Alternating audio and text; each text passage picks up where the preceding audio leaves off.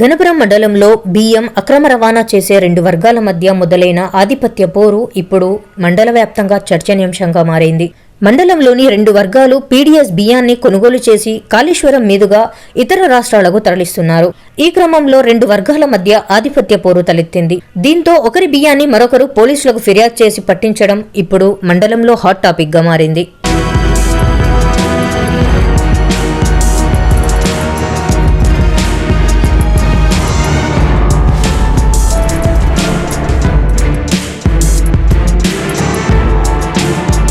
ఆధిపత్య పోరు తలెత్తడంతో ఒకరి పీడీఎస్ బియ్యాన్ని మరొకరు పోలీసులకు ఫిర్యాదు చేసి పట్టించారు. సోమవారం రాత్రి 10:30 గణపురం మండలంలోని కొత్తపల్లి గ్రామంలో నిల్వ చేసిన సుమారు 2 లక్షలకు పైగా విలువ చేసే 12 టన్నుల పీడీఎస్ బియ్యాన్ని పోలీసులకు ఒక వర్గం పట్టించారు.